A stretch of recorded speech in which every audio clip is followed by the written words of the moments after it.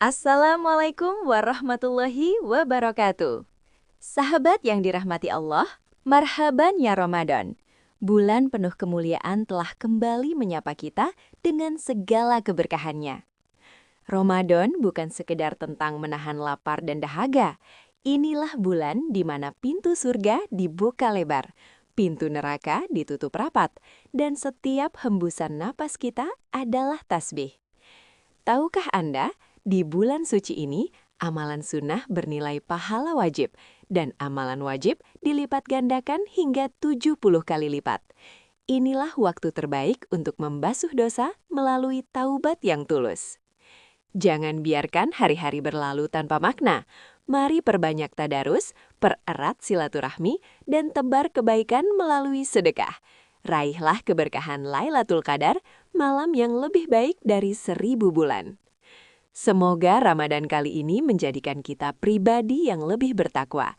Selamat menjalankan ibadah puasa. Makan kurma di atas nampan, duduk santai di bawah tenda. Indahnya berbagi di saat Ramadan, satu kebaikan berbalas ganda. Baik, mari kita dengarkan apa kata Mursyid Fahmi At-Tamimi dan Ustadz Fauzi Ahmad. Bismillahirrahmanirrahim. Assalamualaikum warahmatullahi wabarakatuh.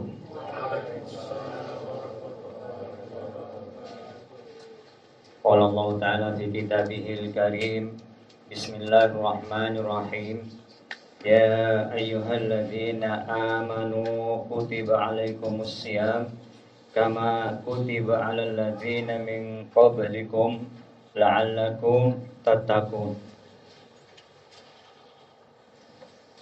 Sadaqallahul azim. Allahumma arhamna bil Qur'an.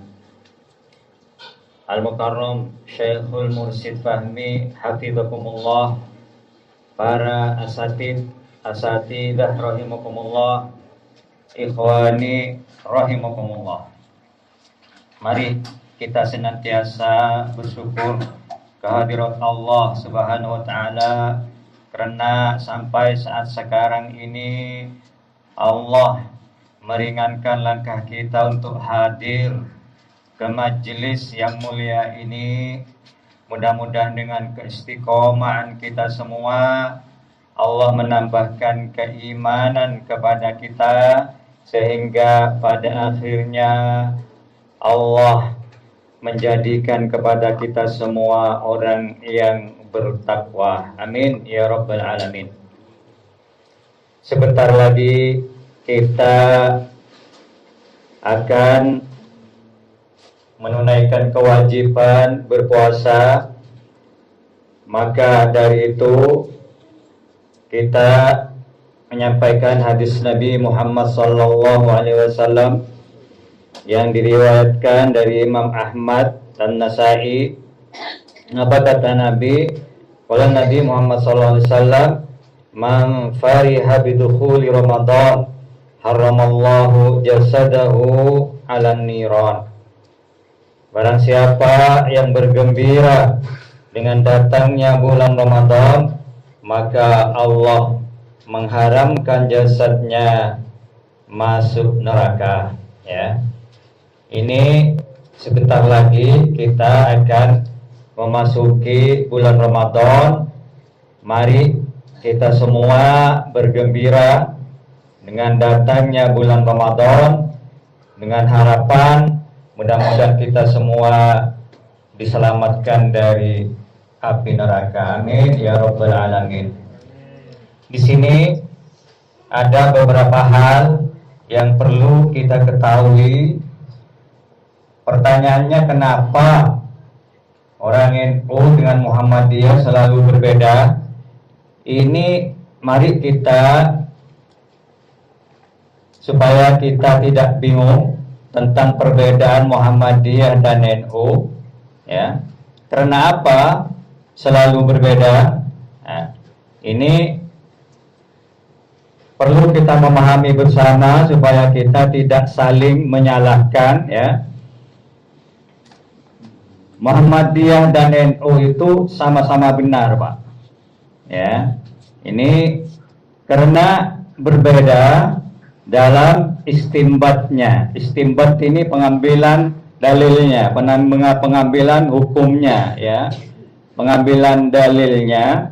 Jadi menurut Muhammadiyah ini menggunakan hisab wujudul hilal. Ini perlu kita pahami karena kadang-kadang kita memperbesarkan masalah, ya.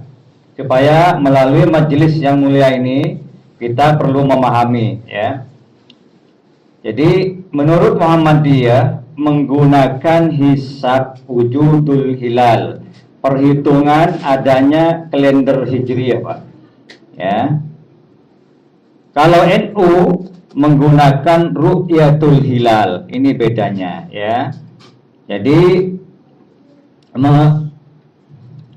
pengamatan fisik rembulan, ya, berdasarkan hadis Nabi Muhammad SAW yang diriwayatkan Imam Bukhari dan Muslim, hadis sahih. Nabi Muhammad bersabda, berpuasalah kalian karena melihat hilal bulan sabit itu, Pak. Jadi bulan yang masih baru keluar itu. Dan berbukalah kalian karena melihat hilal. Jika terhalang oleh mendung atau awan, genapkanlah atau istiqmal 30 hari. Ini sangat penting kita di sini memahami, ya. Ini perbedaannya Muhammadiyah dan NU. Jadi supaya kita tidak saling menyalahkan, ya. Di sini Allah Subhanahu wa taala berfirman, permulaan perintah puasa. Permulaan perintah puasa, Allah berfirman di sini yang telah kami baca, ya ayyuhalladzina amanu kutiba alaikumussyam kama kutiba alal ladzina min qablikum la'allakum tattaqun. Ini, Pak. Jadi semua syariat yang Allah perintahkan kepada kita semua itu ada sirnya, Pak, ada hikmah, ya. Di sini tujuan Allah mewajibkan kita berpuasa la'allakum tattaqun, ya. Tujuan Allah mewajibkan agar kita bertakwa kepada Allah supaya kita bisa menahan hawa nafsu biar tidak lepas, ya. Biar tidak lepas. Jadi nafsu kita itu perlu dipertahankan, Pak. Ya, jangan dilepas. Ya, sama dengan kambing, kalau dilepas kan bisa makan tanaman orang, kan gitu loh, Pak, ya. Jadi Allah menganjurkan supaya dididik, ditarbiyah oleh Allah supaya berpuasa. Kutiba alaikumussyam kama kutiba alladzina min qablikum la'allakum tattaqun, agar kita bertakwa kepada Allah. Yang perlu kita ketahui juga keistimewaan, Pak. Keistimewaan bulan puasa ini ada beberapa keistimewaan. Yang pertama, keistimewaan bulan puasa, Nabi Muhammad SAW bersabda, man shoma Ramadan imanan wa ihtisaban ghufira lahu ma taqaddam min dzambih. Ini diriwayatkan Imam Bukhari. Siapa yang berpuasa di bulan Ramadan karena iman, karena yakin, ya, percaya bahwa Allah itu, jadi karena nyari keridhaan Allah, wahtisaban, ya, maka orang itu diampuni semua dosanya. Ini, Pak. Jadi luar biasa keistimewaannya, ya. Keistimewaannya nomor 2, Nabi Muhammad SAW bersabda, idza jaa Ramadan futihat abwabul jannah wa ghuliqat abwabun nar wa sufidatis syayatin. Ini, Pak. Jadi hadis diriwayatkan Imam Bukhari juga. Artinya bila telah datang bulan Ramadan, maka dibuka ya pintu surga dan ditutup pintu neraka, Pak. Jadi ini perlu kita ketahui. Dan wasufidatis syayatin, dan diborgol, Pak, apa setan itu. Ini keistimewaan bulan puasa. Yang keistimewaan bulan puasa yang nomor 3, lis-shaim farhatani, farhatun indal iftar wa farhatun indal liqa'i rabbih. Ya, ini perlu kita ketahui. Jadi lis-shaim, bagi orang yang berpuasa ini ada 2 kebahagiaan.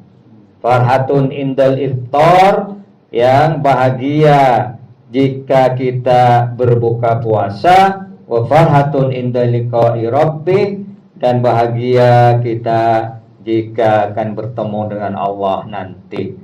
Ini keistimewaan ya. Yang nomor 4, keistimewaan bulan puasa.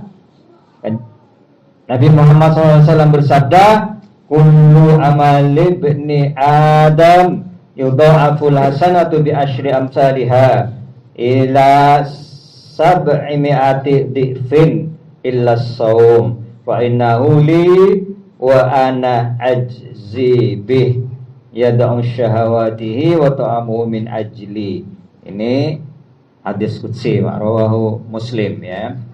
Jadi semua amal sunnah ya anak Adam itu ditulis 10 kebaikan sampai 700 kebaikan, kecuali puasa. Sesungguhnya puasa itu, kata Nabi, kata Allah di sini, jadi firman Allah di sini, saya yang memberi kebagusan, yakni pahala ya. Karena orang itu meninggalkan syahwatnya sehingga keinginannya demi mencari keridhaan kami, kata Allah ya. Di sini yang perlu kita ketahui sangat penting ya, syarat wajib puasa ya, syarat wajib puasa yaitu 1,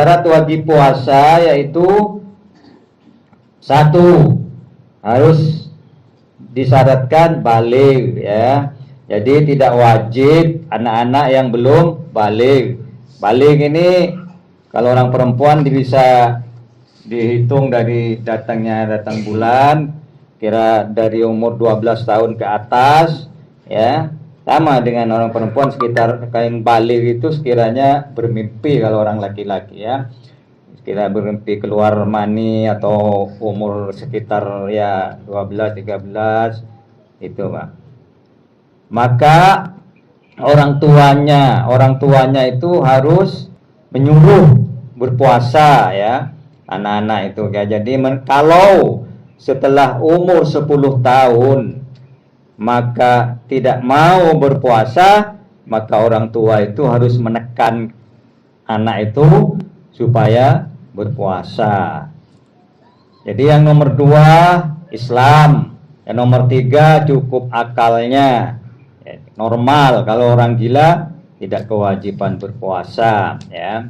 Yang nomor 4 harus kuat berpuasa ya. Kalau tidak kuat jangan dipaksa, boleh tetapi mengqadha ya. Ini penting sekali kita ketahui. Dan juga orang yang sangat lanjut usia ya, dan orang-orang yang sakit itu yang tidak bisa diharapkan sembuhnya. Di sini yang tidak boleh berpuasa, tapi di sini penjelasannya ada di belakang. Ini sangat penting juga kita ketahui batalnya puasa ya. Sebabnya kita perlu diulang-ulang karena ini biar betul-betul paham.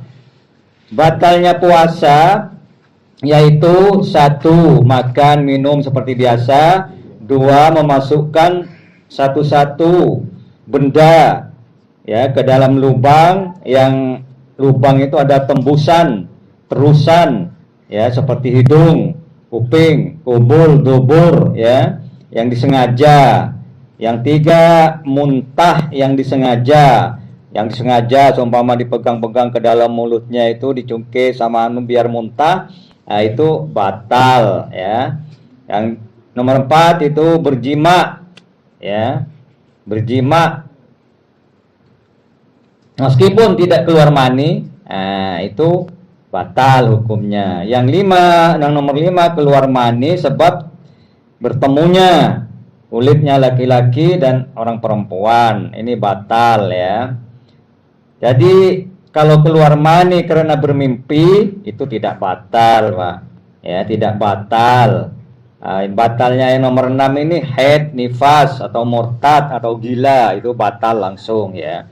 Di sini batalnya puasa itu ada yang batalnya pahalanya puasa, Pak.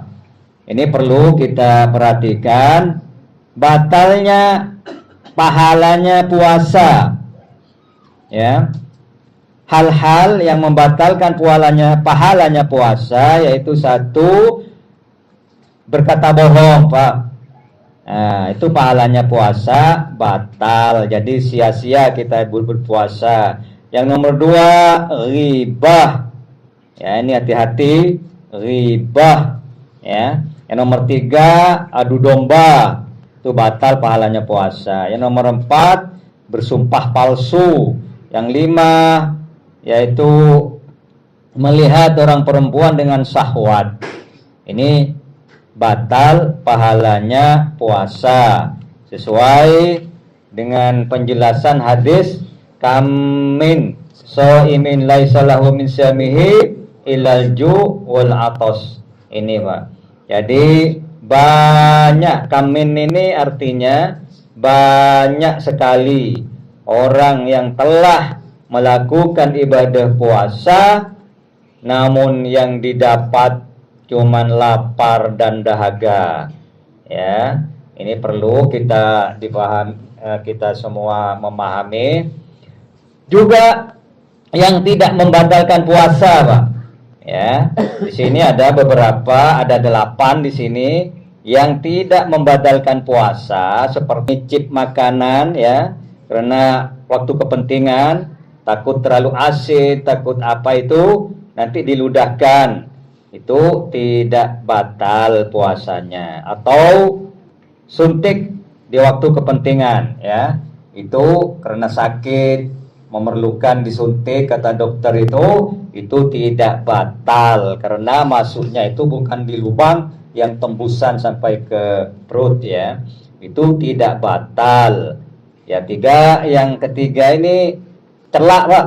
Celak itu hitam-hitam di pinggir mata itu, atau pakai obat mata, itu tidak batal karena meskipun masuk itu karena nanti keluar dari mulut anunya itu yang tembus ke bawah, bukan langsung ke perut.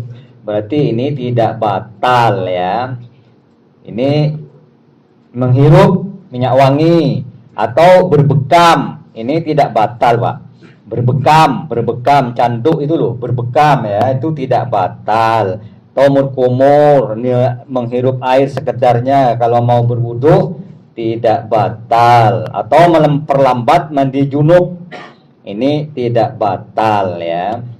Sekarang selanjutnya sangat penting, ini perlu kita ketahui bersama, waktu niat puasa, ya. Waktu niat puasa Ramadan yaitu harus berniat setiap malam mulai terbenamnya matahari sebelum dan sampai sebelumnya fajar sodik, Pak. Fajar sodik, ya, fajar sodik itu kira-kira yaitu setelah sahur itu kira-kiranya itu. Jadi dengan pedoman hadis Nabi, man lam yusabbitis syama qabla al-fajri fala siyamalah. Orang yang tidak berniat, maksudnya puasa di sebelumnya fajar sodik, maka puasa orang tersebut yaitu kosong, ya. Jadi niat puasa Ramadan tidak bisa sekalian, Pak. Ini menurut Imam Syafi'i, tapi kalau menurut imam lain bisa diniatkan sekalian dari bulan pertama, dari hari pertama kita puasa, nawaitu somagotin kuliha seumpama itu diantara madhab selain dari madhab Syafi'i itu boleh ya. Itu adalah pendapat antara lain madhab Syafi'i, Imam Ahmad, Ishaq dan Imam Daud ya, dan juga ulama-ulama salaf dan ulama khalaf. Tetapi pendapat Imam Malik ya, ini perlu kita pahami karena antara imam-imam ini yang 4 ini bisa kita ikuti di antara salah satunya ya. Tetapi kalau menurut pendapat Imam Malik, niat sekalian di malam pertama bulan Ramadan ya, dan juga pendapat Imam Abu Hanifah boleh berniat waktu siang. Nah, ini Imam Abu Hanifah Pak ya, sebelum tergelincirnya matahari, berarti sebelum duhur boleh kata Abu Hanifah ya. Di sini sangat penting karena kita menjelang akan mendapat puasa ya. Jadi kalau lupa niat seumpama atau apa, boleh ikut di antara imam yang 4 ini Pak. Jadi supaya kita paham. Orang yang boleh tidak berpuasa ya, ini perlu kita perhatikan. Boleh tidak berpuasa yang itu orang sakit, musafir, yakni orang perjalanan jauh ya. Di sini boleh perjalanan yang tidak dosa, maksudnya perjalanan kebutuhan keluarga ya, itu meninggalkan puasa bulan Ramadan tidak apa-apa, dengan pedoman Allah berfirman, "Man kana minkum maridon aw ala safarin fa'iddatum min ayamin ukhor." Ya. Jadi orang-orang di antara kalian di dalam keadaan sakit, di dalam keadaan perjalanan jauh, maka diperbolehkan berpuasa, tetapi wajib qada di hari yang lain ya. Dan sekarang selanjutnya tinggal sedikit perlu ini, sebabnya akan menghadapi bulan Ramadan. Wajibnya qada atau fidyah ya. Ini nomor 1, orang sakit, orang musafir kalau meninggalkan puasa Ramadan namun wajib qada, tidak wajib membayar fidyah atau denda. Orang yang sudah lanjut usia sama sekali, yang sudah tidak kuat berpuasa, sama sekali tidak kuat, seperti orang sudah lanjut, yaitu namun wajib membayar fidyah, tidak wajib qada. Ini perlu kita di sini ketahui, orang yang sudah lanjut usia, yang sudah tidak kuat berpuasa, itu cuman wajib membayar fidyah, tidak wajib qada. Ini banyak yang belum paham ya. Jadi orang perempuan hamil, ini penting ini, orang perempuan hamil atau yang menyusui, kalau meninggalkan puasa saking karena khawatir kesehatannya dirinya sendiri, yaitu wajib di sini namun wajib qada ya. Jadi orang hamil, katanya dokter, kamu udah usah puasa karena dirinya kurang sehat. Nah, ini namun wajib qada saja, tidak wajib membayar fidyah. Nah, ini perlu kita pahami. Tetapi kalau karena khawatir kepada anaknya saja, ini kata dokter, kamu tidak boleh puasa sebabnya kamu lagi nyusui. Kalau puasa anakmu kamu kurang sehat atau bisa sakit, seumpama kata dokter ya. Ini wajib qada dan wajib membayar fidyah. Ini perlu kita perhatikan. Sebabnya Kalau karena khawatir anaknya, bukan karena ibunya, ini wajib qadha dan wajib membayar fidyah. Nah, ini perlu kita perhatikan. Ukuran fidyah di sini disebutkan fidyah atau ukurannya fidyah yaitu sa'mud, Pak. Sa'mud ini kalau secara timbangan yaitu 6 on. 6 on, Pak. Ini kalau menurut ukuran 6 on. Jadi setiap hari bayarnya, Pak. Jadi setiap hari disisihkan 6 on. Jadi kalau seumpama ada orang yang sudah lanjut usia atau yang orang hamil yang khawatir dirinya sendiri, nah di sini fidyahnya cuman ini 1 on ya. Kalau yang orang yang sudah tua lanjut usia yang sudah tidak kuat puasa, sisihkan setiap hari itu 6 on. Harus dikasihkan fakir miskin. Jadi umpama tidak berpuasa sampai 1 bulan seumpama, berarti 30 hari seumpamanya, yaitu fidyahnya, dendanya cuman 18 kilo, Pak. Jadi kalau 1 bulan dikali 6 on itu 18 kilo fidyahnya ya. Di sini di dalam adanya penjelasan tersebut yaitu namun untuk orang-orang yang setelah dianjurkan di dalam Al-Qur'an dan hadis ya. Di sini yang perlu kita ketahui kalau sudah ada orang punya tua kalau punya kita orang tua yang sudah tua, sudah meninggal ya, ini penting.